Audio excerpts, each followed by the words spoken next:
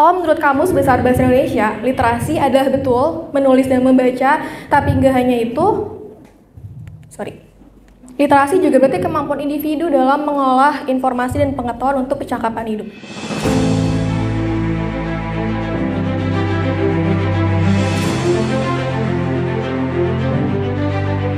Kalau kita tarik ke nasional, menurut Program for International Study and Assessment atau Program Penilaian Pelajar Nasional, skor literasi membaca Indonesia ini justru turun pada 2022. Bisa dilihat grafiknya, ini turun bahkan lebih dari sedekade terakhir.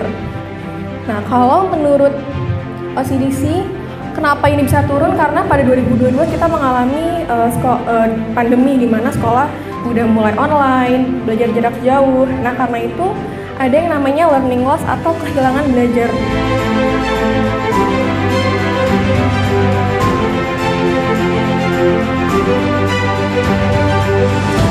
Halo, selamat sore semuanya. Masih pada semangat kan ya? Oke, kenalin dulu, nama saya Nabila Muhammad dari Data Researcher dari Databox by Kata Data.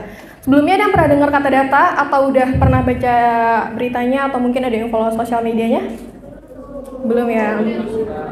Jadi Databox ini adalah media portal dari Kata Data.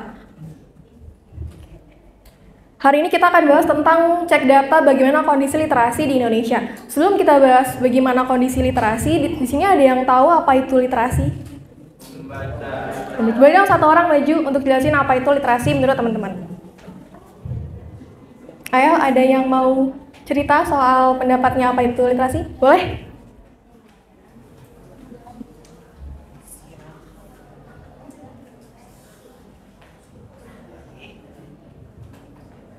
Oke, boleh kenalan dulu? Siapa namanya? Nama saya Raka.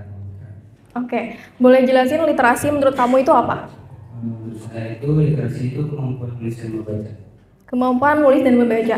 Menurut kamu punya literasi yang baik atau enggak? Coba. Kalau kamu sendiri suka baca? Suka baca. Biasanya baca buku apa? Lebih ke komik sih. Komik, oke. Berarti sukanya non fiksi ya? Oke, terima kasih. Siapa tadi? Raka. Oke, terima kasih Raka atas jawabannya. Di belakang ada hadiah untuk Raka. Ya. Tadi Raka bilang literasi adalah kemampuan membaca dan menulis. Kalau menurut Kamus Besar Bahasa Indonesia, literasi adalah betul menulis dan membaca, tapi nggak hanya itu. Literasi juga berarti kemampuan individu dalam mengolah informasi dan pengetahuan untuk kecakapan hidup. Jadi literasi itu nggak cuma kemampuan menulis dan membaca. Saya yakin teman-teman di sini pasti udah jauh lebih baik bisa membaca dan menulis dengan baik. Tapi mungkin nggak semuanya mampu untuk mengolah informasi dan pengetahuan untuk kecakapan hidup. Yang berarti literasi ini nggak selalu erat kaitannya dengan membaca, karena literasi jauh lebih dari itu. Mari kita lihat, ini ada data soal provinsi yang gemar membaca 2023. Di sini ada yang suka baca? Suka. Mari kita lihat di mana posisi Jawa Barat. Jawa Barat ada di urutan ketiga yang penduduknya rajin membaca 2023. Nah, wih, keren. Berarti di sini kelihatan ya kalau warga Jawa Barat suka baca. Nah, kalau kata Perpustakaan Nasional di riset 2023, rata-rata ini warga Jawa Barat baca buku 5-6 kali dalam seminggu atau durasinya kurang lebih 2 jam dalam sehari. Ada yang baca buku lebih dari itu? Ada yang lebih dari 2 jam sehari bacanya? Ada. Nah, kalau kita tarik ke nasional, menurut Program for International Study and Assessment atau Program Penilaian Pelajar Nasional, skor literasi membaca Indonesia ini justru turun pada 2022. Bisa dilihat grafiknya, ini turun bahkan lebih dari sedekade terakhir. Nah, kalau menurut OCDC, kenapa ini bisa turun? Karena pada 2022 kita mengalami pandemi di mana sekolah udah mulai online, belajar jarak jauh. Nah, karena itu ada yang namanya learning loss atau kehilangan belajar. Kan nggak semua wilayah di Indonesia ini punya akses internet yang baik. Nah, itu jadi salah satu kenapa skor PISA Indonesia sempat turun pada 2022 dan bahkan mencapai level terendahnya. Nah, kalau kita bandingin sama negara-negara di ASEAN, Indonesia ini bahkan di peringkat kelima. Jauh dibandingkan negara-negara Singapura, Vietnam, Brunei, dan lainnya. Ini 2022. Nah, pada 2022, pelajar Indonesia ini memperoleh skor kemampuan membaca sebesar 359 poin. Bahkan ini jauh dibandingkan rata-rata anggota OECD lainnya yang ada di sekitaran poin tersebut. Ini bisa kelihatan ya, kalau dibandingkan negara lain tuh skor literasi kita malah lebih rendah gitu. Nah, dengan perolehan skor ini tuh apa sih artinya? Nah, dengan skor 359, Indonesia masuk ke level 1A. Artinya di level ini, pelajar di Indonesia ini hanya mampu baca kalimatnya atau paragraf yang pendek secara harfiah dan sudah eksplisit. Jadi kalau tulisannya masih pendek, paragrafnya pendek tuh pelajar Indonesia umumnya lebih mudah untuk memahami. Tapi kalau di level ini, pelajar Indonesia ini sulit untuk memahami kalimat yang panjang, yang implisit, yang membandingkan satu subjek dengan subjek lainnya. Mungkin teman-teman yang suka baca di sosial media, suka nemuin kan kayak kalau artikel atau postingan di Twitter misalnya yang panjang isinya, belum selesai baca mungkin, belum sampai bawah. Orang-orang udah kayak ngambil kesimpulan, udah mulai ngejudge. Nah, di situ kita bisa sebut kurang literasi. Kenapa? Bukan nggak bisa baca, orang-orang pasti bisa baca kan kebanyakan. Tapi nggak semua bisa memahami keseluruhan tulisan secara runut. Gitu. Nah, literasi ini ada banyak banget jenisnya, salah satunya adalah literasi digital. Ada yang tahu apa itu literasi digital? Mungkin tadi udah dibahas sama pemateri sebelumnya. Ada yang tahu? Boleh dong satu orang menjelaskan apa itu literasi data. Ini nggak ada yang salah atau yang benar ya, aku mau tahu pendapat teman-teman soal apa itu literasi data. Literasi digital. Tadi kan literasi soal membaca dan menulis dan gimana memahami tulisan. Nah, kalau literasi digital nih, kira-kira apa ya? Ada yang tahu? Oke, boleh yang belakang. Tadi? Gak apa. Tepuk tangan dong.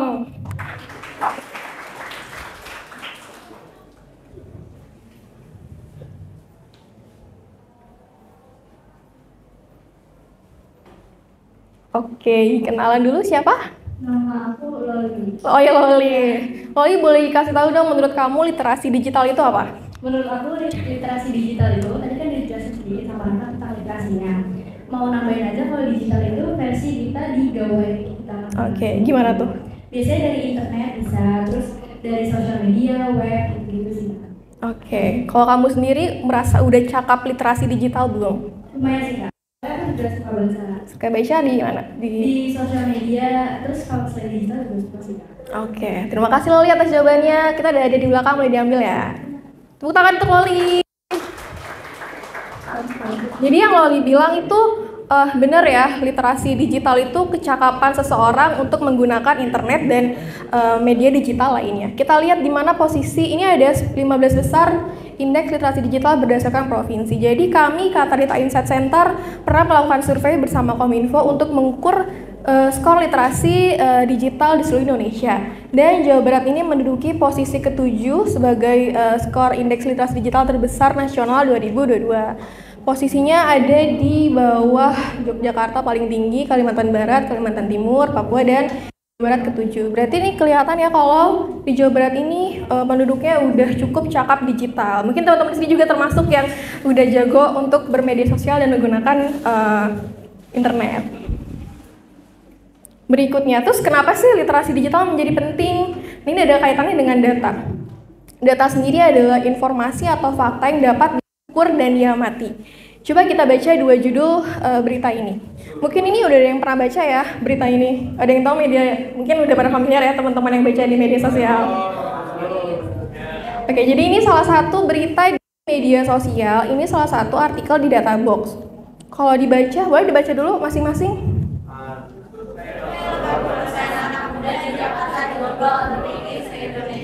Nah, kita bandingin sama judul yang ini. DKI Jakarta, provinsi dengan pemuda belum login terbanyak nasional 2023. Apa bedanya? Ada yang enggak? Boleh deh, ada yang mau jelasin bedanya? Apa ini jomblo? Katanya jomblo, ini pemuda belum kawin. Atau di sini ada yang jomblo di sini? Oke, mungkin gue jelasin ya. Kalau kita ingat lagi ke definisi data, data adalah informasi atau fakta yang dapat diukur. Di sini disebutkan anak muda. Dari anak mudanya aja kan luas banget. Bisa jadi definisi anak muda menurut si penulis di sini ini adalah 17 sampai 20. Tapi ini saya ambil data dari Badan Pusat Statistik atau BPS. BPS sendiri mendefinisikan anak muda sebagai penduduk berusia 16 sampai 30 tahun. Berarti kan anak muda di sini udah terkotak-kotakan ya, umurnya berapa? Sementara di sini anak mudanya nggak dijelasin nih rentang usianya berapa aja. Terus jomblo, definisi jomblo ini beda kan, semua orang punya definisi jomblo masing-masing. Atau kalau yang menurut teman-teman definisi jomblo tuh kayak apa? Punya pasangan? Nggak punya pacar. Terus kalau yang situationship, HTS itu masuk jomblo atau enggak? Bingung kan? Karena definisi jomblo ini luas banget. Makanya di sini ditekankan lagi kalau jomblo di sini adalah yang belum kawin. Karena kalau belum dan udah kawin kan terukur ya, segimana mereka udah nikah atau belum. Nah di sinilah pentingnya untuk literasi digital gimana mengolah data dengan baik, gitu.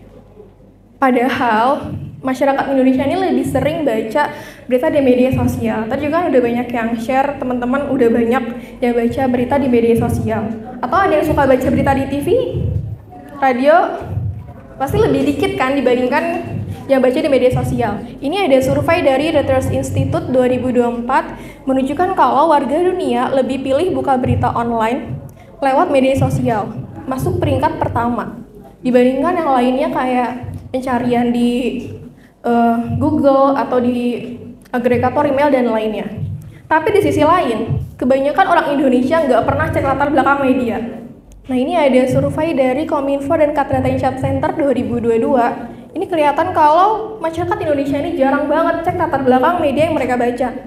Nah ini kayak kelihatan di sini jarang banget yang baca about us, cari alamat situs aneh, dan baca lebih dari satu media. Padahal untuk mengukur satu media kredibel atau enggak, hal bare minimum yang harus dilakuin adalah cek dulu about us-nya. Siapa penulisnya, siapa editornya, siapa susunan redaksinya.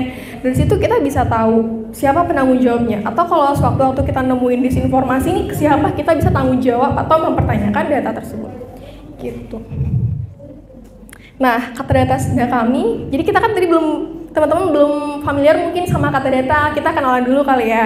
Jadi kata data adalah media online yang berfokus pada isu-isu terkait digital, data, dan sustainability. Kami menyediakan berbagai data berbasis fakta dan data. Nah, kata data sendiri ini udah punya banyak lini bisnis nih teman-teman. Yang utamanya adalah kata data media network. Ini ada banyak kata data.id, The Insight, dan lainnya. Nah, di samping kami punya media, kami juga ada bisnis unit yang berfokus pada research dan data analis, yaitu Katdata Insight Center. Salah satunya adalah Databox di bawah naungan KIC.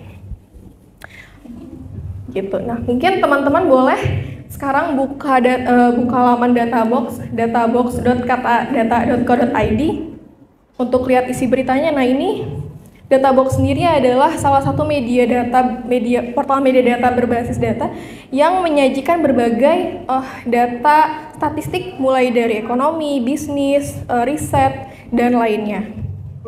Nah ini preview Databox, mungkin teman-teman yang belum pernah buka, ini adalah penampilan Databox. Kami menyajikan data dari berbagai industri. Dan kenapa sih harus baca Databox? Databox adalah salah satu data agregator yang merangkum informasi dari berbagai atau ratusan bahkan jutaan sumber data, dan juga kami menyajikan berbagai eksklusif data survei, dan teman-teman juga bisa download data tersebut dalam berbagai bentuk format. Terus buat yang bingung gimana cara baca data kan rumit banget gitu, banyak angkanya. Nah teman-teman tenang, karena di Databox sudah merangkum itu semua dengan mudah. Nah ini adalah cara membaca data storage di Databox. Tadi kan di sebelumnya Mas Kobel udah share data dari WR Sosial. Nah itu kan data mentah banget. Mungkin teman-teman gak familiar gimana sih cara bacanya. Nah kami di Databox udah merangkum itu untuk lebih mudah dibaca oleh teman-teman. Nah ini di awal adalah judul. Di sini ada judul grafiknya, dan di sini ada dua pilihan, tampilan grafik dan tabel yang bisa dipilih. Nah ini namanya bar chart untuk menunjukkan datanya. Panjang dikitnya itu bisa kelihatan di grafik interaktif. Terus buat yang masih bingung, ini apa sih cara bacanya, ini datanya soal apa sih? Tenang, karena di bawahnya udah ada artikel atau jurnalisme data di sini yang menjelaskan kembali soal ini datanya apa, angkanya dari mana, dan sumbernya dari mana. Nggak hanya itu, di sini juga ada sumbernya dicantumkan. Jadi buat yang masih penasaran, ini bener nggak sih datanya nih dari mana sih? Nah, kami juga cantumkan di sini dengan jelas. Gitu. Sekian tentang cek data soal literasi. Tapi sebelum itu, aku meminta teman-teman untuk buka dulu website Databox di databox.katadata.co.id. Baca salah satu berita atau salah satu data yang teman-teman pahamin, terus boleh maju jelasin. Nanti yang bisa jelasin dapat hadiah berupa buku dan kaos Databox.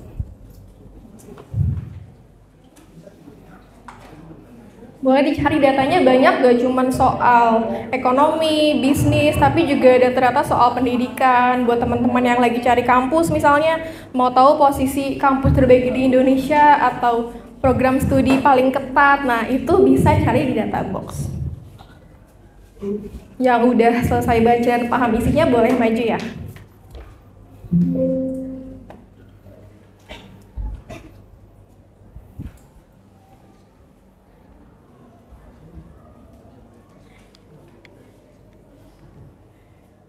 Ada yang udah selesai baca?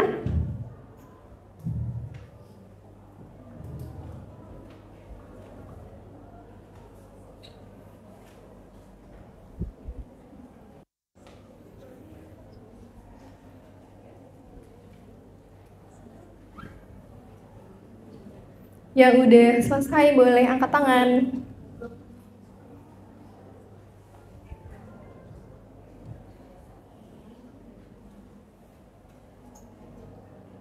Boleh lebih dari seorang kok yang udah selesai. Ada yang udah selesai? Masih baca ya?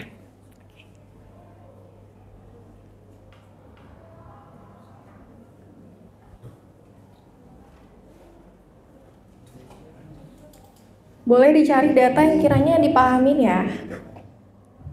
Gak harus soal ekonomi yang mungkin datanya banyak dan sulit dimengerti, tapi soal isu-isu yang dekat sama teman-teman. Ada yang mau cerita soal tulisannya? Ada yang udah baca?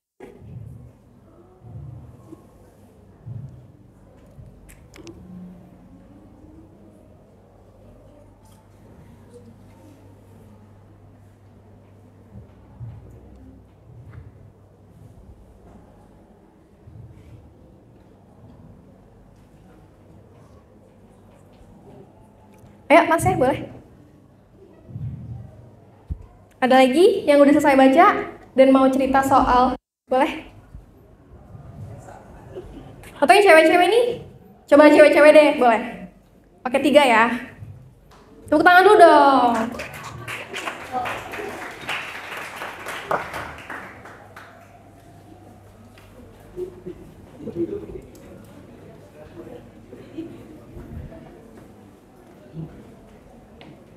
Udah selesai, boleh dikenalkan dulu nama dan kelas.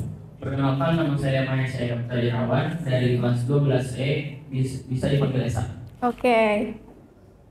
Perkenalkan, nama saya Nesya Natalisa Putri dari kelas 11E, OSIS SMA 8, bisa dipanggil Nay. Oke, salam kenal. Oke, halo, perkenalkan nama saya Raya Di Jogarman dari kelas 11E dan juga dari anggota MPK SMA Negeri 18. Oke, boleh dari Mahesa dulu dijelasin tadi judulnya apa dan apa yang kamu dapat dari tulisan tadi. Di sini saya membaca berita dari statistik presentasi penduduk miskin di Kabupaten Pasaman Barat, yaitu presentasi kemiskinan di Pasaman Barat ini dibandingkan dengan tahun sebelumnya, presentasi penduduk miskin di kota Pasaman Barat ini dari yang awalnya 7% naik menjadi 8%. Dan dalam tren turun dari yang semula kemiskinan sebesar 7,93% menuju ke 7%. Oke, terima kasih Mahesa. Bentar dulu, dari data yang kamu baca, kamu ngerasa nggak kok datanya itu sulit atau mudah dipahami? Mudah dipahami sih Kak, soalnya datanya jelas dari web ini. Oke, terima kasih. Boleh next.